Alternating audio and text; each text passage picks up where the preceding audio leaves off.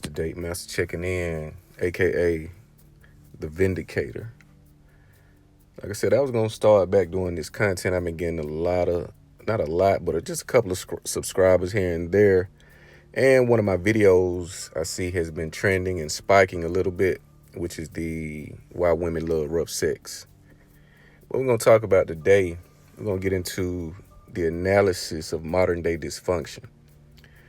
If you're in the black community, such as myself, and you're a young black male, or not even a young black male, a black male in general, you will notice via social media, your news outlets, an uprising of chaos, murder, mayhem, just all type of dysfunction. We have regressed to a diabolical nature, nothing but killing. And you have to look at the age demographic on which this is taking place.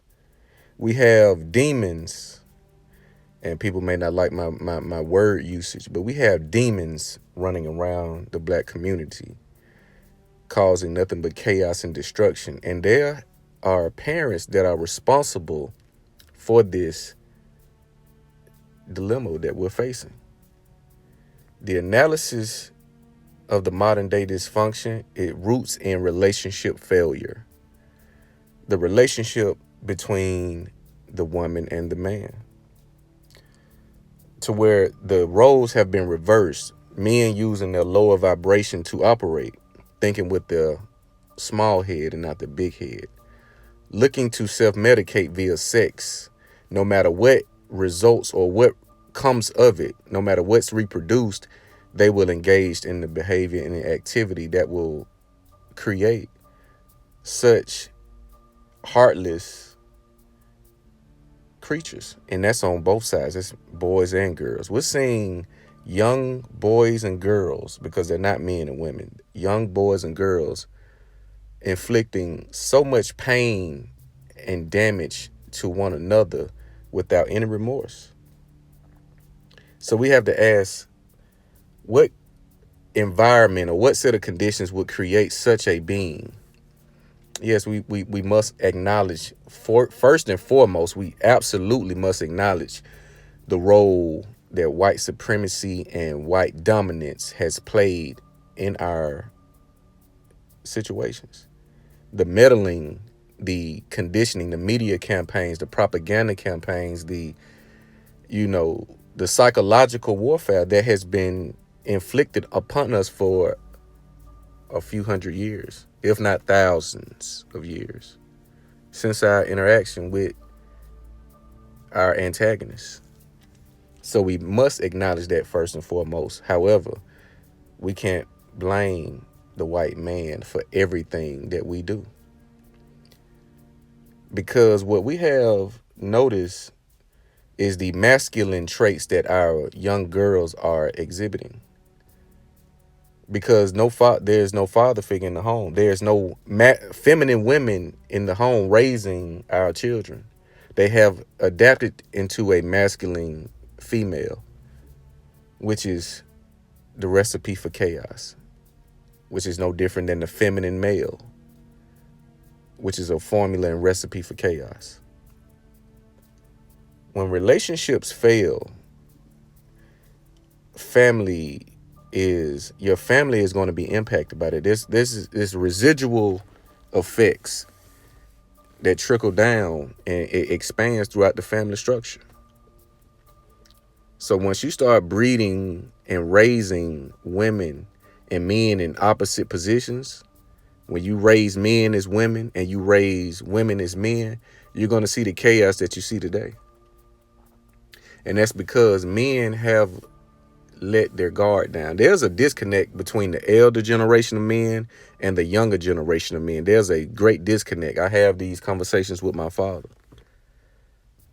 and these conversations tend to become heated, because once a person is triggered, the logic goes out the door, to where in most cases, elder men and women and younger men and women can't even sit down and have a civilized conversation without it becoming emotional, because that emotion is rooted in guilt. We have so many excuses in our community on why things the way they are, and it is never an acceptance of accountability and responsibility and duty when it comes to the certain roles that we must play. We have been indoctrinated, and we're just intoxicated with this fantasy of love on what love's supposed to be. Let's go to these trips. Let's take vacations. Let's do this. Let's do that. That's not love. Love is tough in a lot of cases. Love is discipline. Love is accountability.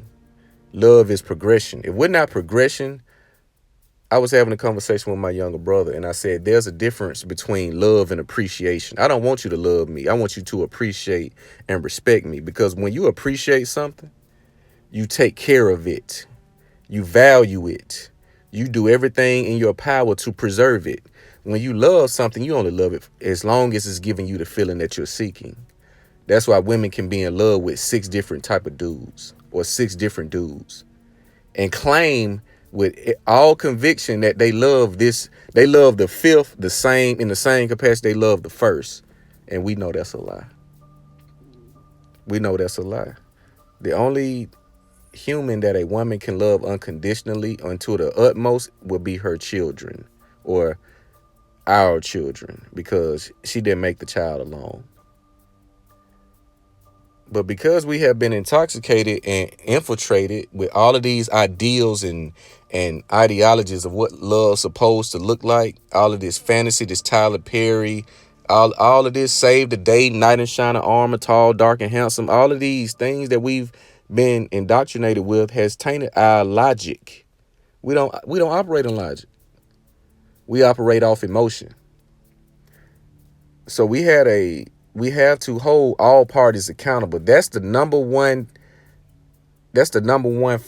first foundation in correcting any problem is who's responsible, what happened, how do we fix it? You can't fix a problem until you understand it. So we have an elder group who disconnected from us because they wanted to retire and buy their Corvettes. Shout out my guy, Minister Jap. That's a line from him. And we don't pay homage to those who started certain movements. We don't put them on the pedestals that they should be put on. We try to steal content. We steal talking points. We do a lot of things in this quote unquote red pill community. And now what you see is dysfunctioning, argumentative, and all kind of, disdain for one another in this community that's supposed to understand brotherhood. We've let women infiltrate this space. And the moment you let women infiltrate spaces that are designed for men, there is going to be chaos. There's going to be chaos. So the relationship failure starts with holding all parties accountable, because it's not a one-sided. Now, what you will see now is the microscope being put on the woman and her role in the dysfunction. It's both. The man has been held accountable for the last 30 years, but now the woman is under the microscope and she can't stand it. So we're trying to have conversations and dialogue just to make you understand your role in this chaos. Yet we are met with all kind of deflection and all kind of resistance because the woman is sugar and spice and everything nice and she can do no wrong, which is the biggest lie that has been told. And we're trying to explain female nature and things of that just to get sex. And your pleasure can't be derived from women. You find pleasure in accomplishment and finding yourself and your purpose and operating in it at 100% capacity. So this is part 1 of the modern analysis, the analysis of modern day dysfunction. There will be a part 2. It's the Date Master.